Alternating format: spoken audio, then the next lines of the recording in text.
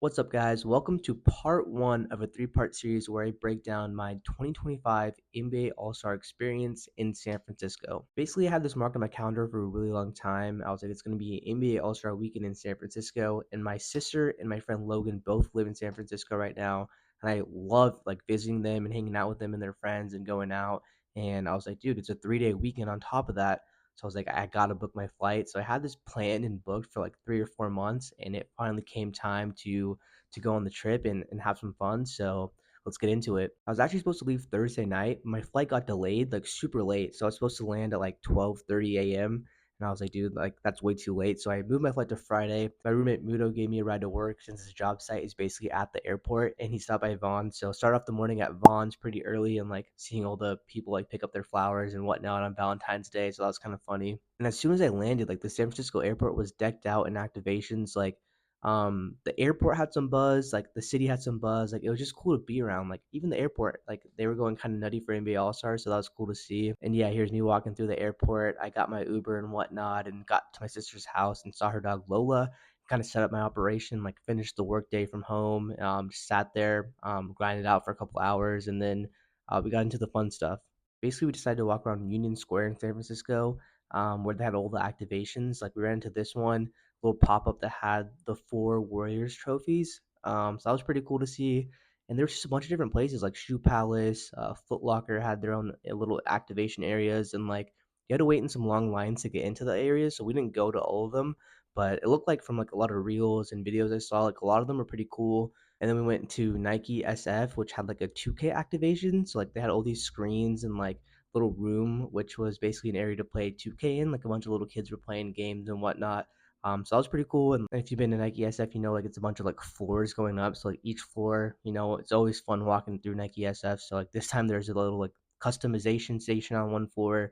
There was this on one floor. So there's some cool stuff going on all the different stores just in downtown San Francisco. Ran into a court that was like randomly in Union Square. And yeah, so after we walked around for a little bit, we took the Muni, which was my first time going on that. Like I've been on the buses and like BART a couple times, but this was my first time taking the Muni, which took us right to Chase Center. This was actually my first time at Chase Center, so it was pretty cool. My sister recommended that we eat at Senior Sisig, which is like a Filipino like inspired food place, and they had like a bunch of different burritos. So we got food there, and I got to say the burrito was really good. Like they had this vinegar that you're supposed to put on with it, like on the burrito, and pretty unique taste, but it really made it like that much better. So yeah, we had some good pregame eats, and then we went to the NBA Rising Stars game that we had tickets to.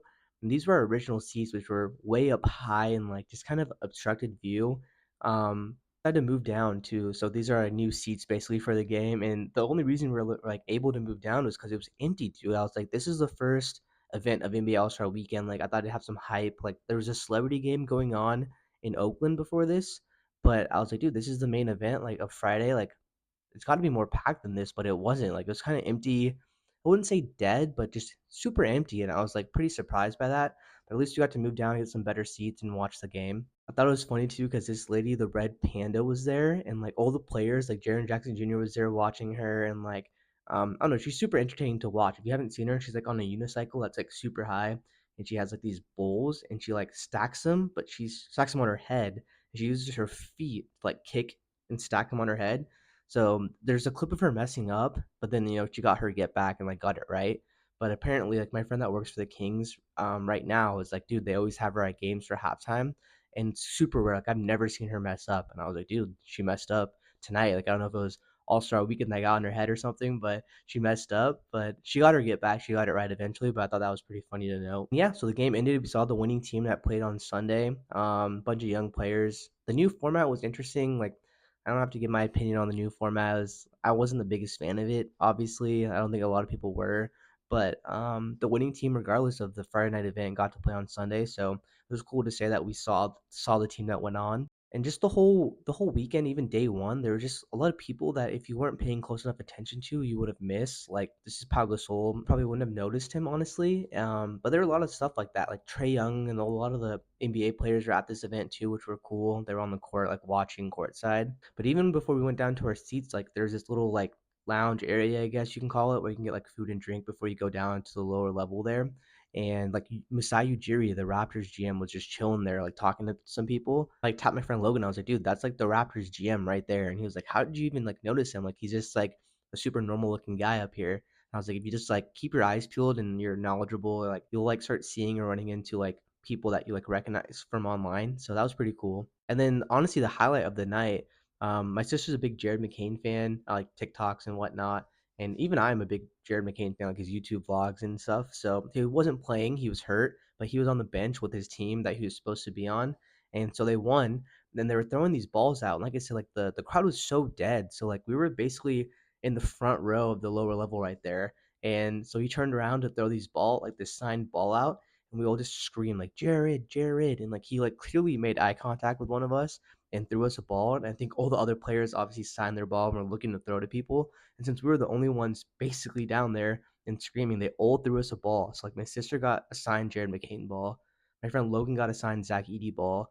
I got a signed Trace Jackson Davis ball, and then my sister's friend Tara got Jalen Wells. So pretty cool. Two 916 guys. Jalen Wells is from Sacramento, and so is Jared McCain. I just thought it was funny that we all four of us ended up with a signed basketball, and I think it was just because it was empty, bro. There was not even any kids screaming or around there. Like it was just us at the end of the game, basically hanging out there. And then yeah, we walked out the stadium. My first time at Chase Center, super nice, super cool. I didn't get any food or anything there, so I couldn't say that. A beer was $24, which was insane there. But yeah, we left and we ran to SpongeBob, and a bunch of like Groms were just hyping up the SpongeBob, like doing the gritty with them and whatnot. So that was kind of funny. But yeah, that was my Friday night. We went back home to my sister's place and kind of just had a chill night. Then we ended up like YouTube scrolling. But yeah, that was day one, or like my day one of NBA All Star Weekend on Friday.